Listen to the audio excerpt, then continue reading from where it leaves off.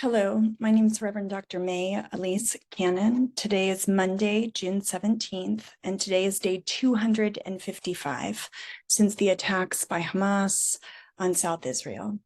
This morning I had a meeting at the White House to report back on my trip to the Middle East in the past few weeks. And without saying who I met with, I will say that I am grateful that there are certainly some members of the Biden administration who see what's happening and who are committed to ending the attacks on Gaza, who are committed to ending, the US's complicity in that regard. And so I was encouraged. I was encouraged by the meeting I had today. And so my prayer is that those voices that do exist, that they would be heard, that their influence would be magnified.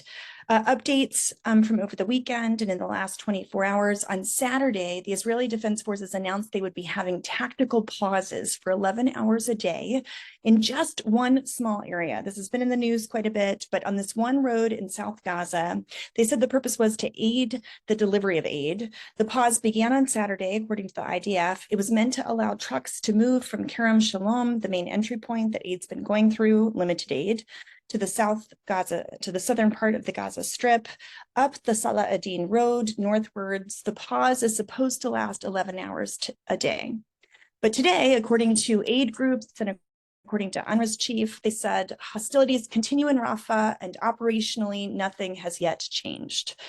Israel's military spokesperson, Rear Admiral Daniel Hagari, responded. He was on CNN, or at least talked to CNN, and he said, sometimes when you say tactical pause, people get confused. They might think we're stopping the fighting in Gaza. We should have clarified better. We're still fighting in Gaza. He said, we're fighting in Rafah, and we created this, quote, safe pass in those hours to make sure the distribution of aid is ongoing, end quote. So the confusion of this ongoing, just morass of information that's inaccurate or, saying one thing, doing another, saying it's for the purpose of aid, but then inadequate aid being provided, this just continues day after day. According to the health ministry in Gaza, the death toll as of today, day 255, June 17th, 37,347 Palestinians killed, 85,372 wounded, at least in Gaza. Yesterday, Sunday, Hamas's Politburo chief, Ismail Haniyeh, said that the televised speech that the groups, he said this in a televised speech, that their response to the ceasefire deal is consistent with the principles recently presented by President Biden. And so that was what he announced publicly yesterday. In coming weeks, the Israeli Defense Forces are expected to present a report on their achievements since October 7th, their view of their achievements in terms of what they've accomplished in their goals to eradicate Hamas. So this is from Haaretz. It says, the goal of the report is to attempt to convince the public that it has succeeded in defeating Hamas's military wing. The IDF said that 2 of the 4 battalions of the Rafah Brigade, the military wing, have been defeated, and that the other 2 are nearing defeat in coming weeks. So that report is expected.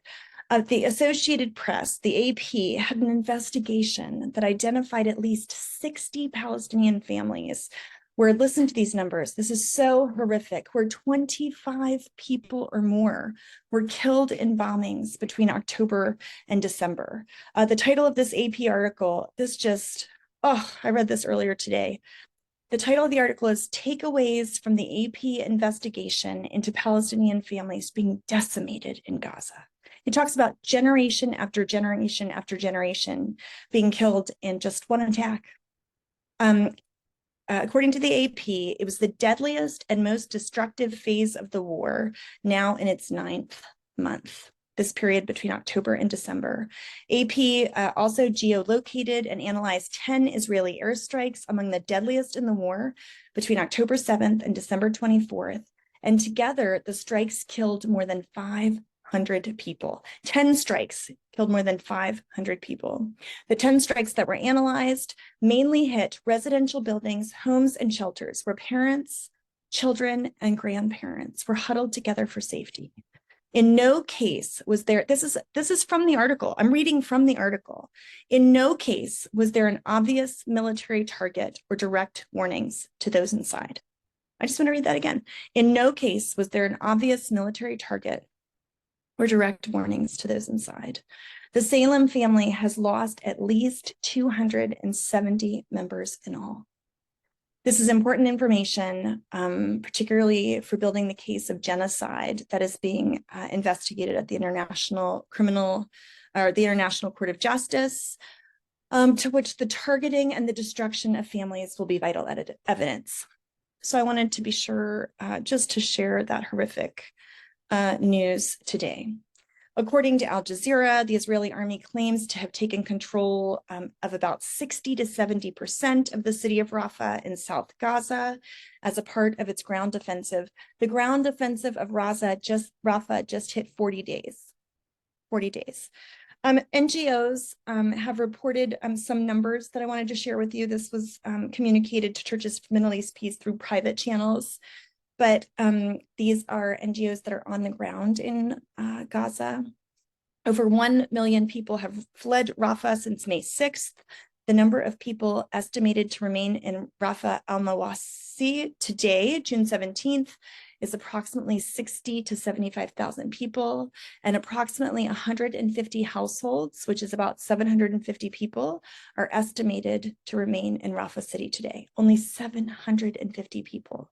It's unlikely that they're able or willing to leave at this time. Also, this morning, it was announced that Netanyahu is resolving his war cabinet. This comes after hearing that Benny Gantz and Gadi Eisenkot from Netanyahu's government resigned last week. There are some issues that have been confined to the war cabinet that will now be deliberated in a wider security cabinet. It was reported that this was done to exclude the involvement of the far-right ministers Ben-Gvir and Smotrich, a source reported.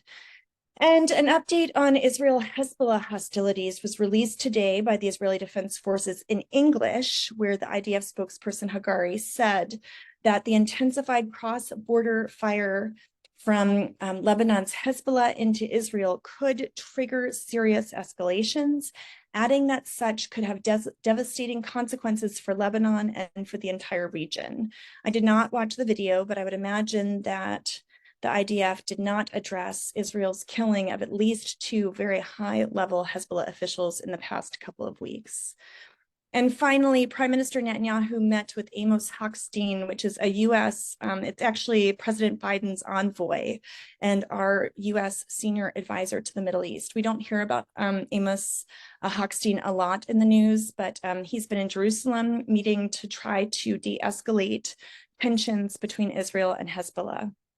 Following his visit to Israel, he's going to travel he'll meet with Defense Minister Gallant, and then he'll travel to Lebanon to hold a series of meetings in Lebanon. So that is the update for today. Continue in your efforts, do not give up hope, and continue to pray and work towards peace.